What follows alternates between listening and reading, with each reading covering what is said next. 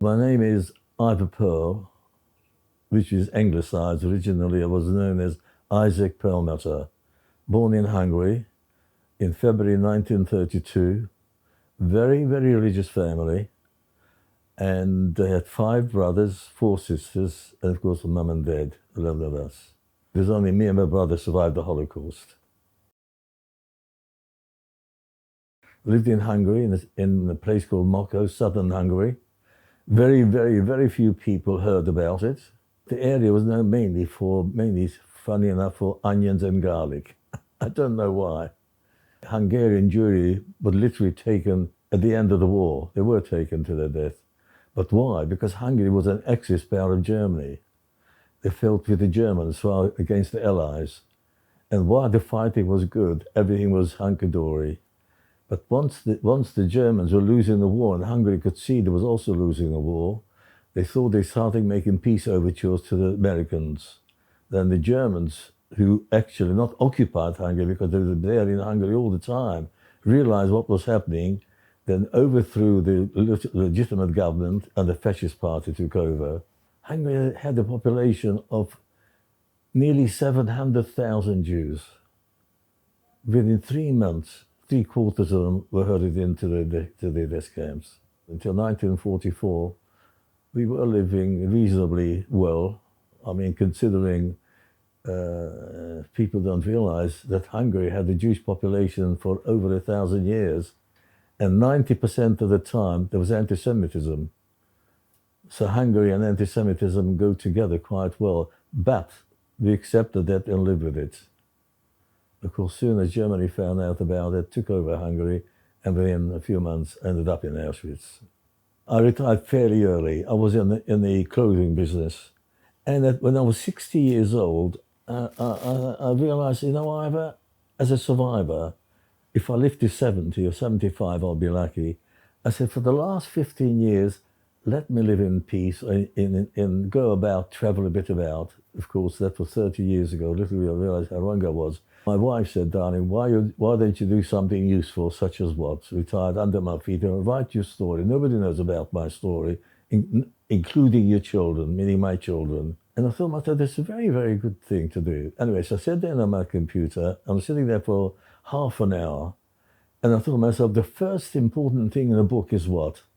A title. Since I came to England after the camps, I thought if ever I write my story, I'll have to use the title, which I think is most important to me, was Chicken Soup Under the Tree. Now, the reason for that is that I came home from school, from Gouda, and I could smell the soup cooking. And of course, hunger. We had a fairly good life considering. It wasn't so, but the hunger was always there. And the aroma from the chicken soup was absolutely wonderful. So I said, oh, Mum, well, lovely, could I have a bit of a chicken soup? She said, no, darling, you can't have it because you have to take it on the train journey we're going. We don't know where, we don't know when, and we have to take food with us. So when we were eventually herded into the cattle truck to be taken to the ghetto a day afterwards, within half an hour, my mother let out a scream. Oh, what's up, Mum? What's up? She says, oh, the chicken soup under the tree. I left the chicken soup under the tree. Why was it under the tree? Because we built it outside in the camp, in the football pitch, in the sunshine, and the only shade there was under the tree. It kept it cool. My mother didn't let me have a little soup because we wanted for later on, and afterwards all that is for nothing. So I thought, if ever I have to write my life story down, I know at least the book will have to be called Chicken Soup Under the Tree. I had no education on how to write a book, and that's why the book is more like a journal rather than a book. And that's why it doesn't cover everything in the camps about my life. It's very, very sanitized. To describe what happened is too harrowing. As I was writing it, my wife was saying, darling, sit down, write it for your children. Now, for my children, obviously, you want to keep it as nicely as possible. So I had to have a problem what to leave out and what to put in. But I think I've acquitted myself enough on that. Of course, things can be a lot more harsher, but I feel at times, what's the point of it? Once I've written it, somehow or other, it helped me to open up a bit more than I would do normally. Because the way I cope with my life from day one was like, get yourself up, dust yourself down, and get on with life. I hardly ever spoke to anyone about it. In fact, I made it my business not to have friends who were survivors. Of course, eventually it caught up with me, but for 50 years I managed to sort of keep it as much away from my life as possible. I've managed to confront the demon, but has it made it easier? I think it has. I think it has. I was a member of my synagogue on the committee. I was the board of management, and the VE Day, we had to commemorate it. And the synagogue committee decided to commemorate, we'll have to invite the church, the rabbis, the priests, the usual thing. And of course, Ivor, you'll have to represent the survivors. You'll have to you talk about the survivors. I had to talk.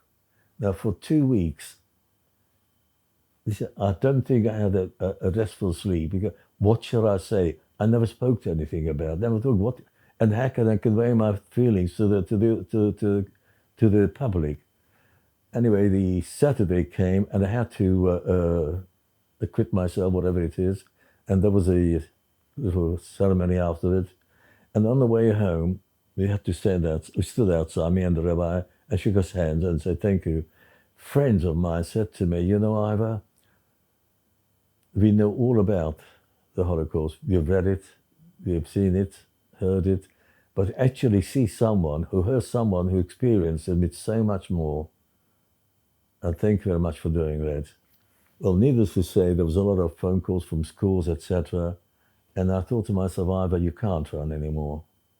I don't get any pleasure telling it at all to my family. I was hoping of telling it to the audience, whoever wants to listen. But I also hope that it has made some sort of difference and helped. But seeing history, what's happening, I'm a bit sort of doubtful. Well, we first arrived in England. We only heard about it. We didn't know much about it. Every single week that went by, I thought I've arrived in heaven. It literally, I mean, you can't explain the difference between East Europe and the camps and when you came to England.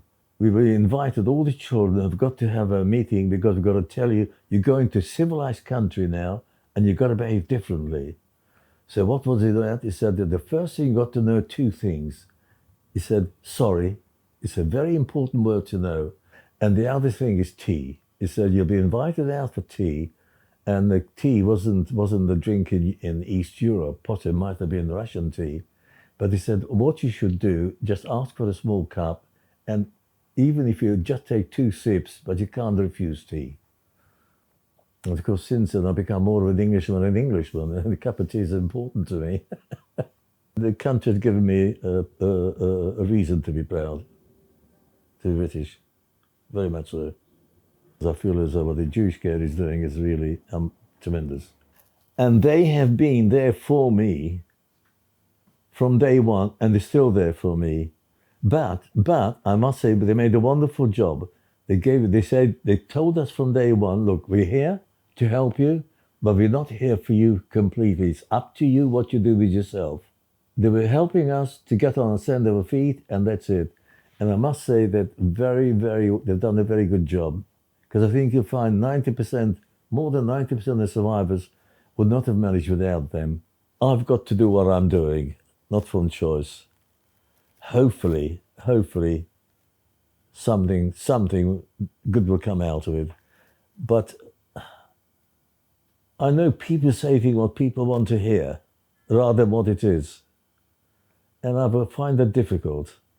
And I feel as though, when looking around the world here, I have my doubts. I would like to say, oh, it's wonderful, this and that, but I'm afraid, as I said, I'll have to tell you the truth. The only thing I can hope and think that humanity has always gone through hard times. Because of being a modern civilization, the problems are modern as well, rather atomic bomb rather than a sword and a bullet or a knife. The problem, as I said, the answer to the problem might be different, but I feel humanity will survive. You've got to realize what human beings are. And all I can say is humanity in general, but I found in life that love, in the end, will always get you further than hate. Hate might give you a 5-minute wonder like drugs, but in the end, I think love is always the answer.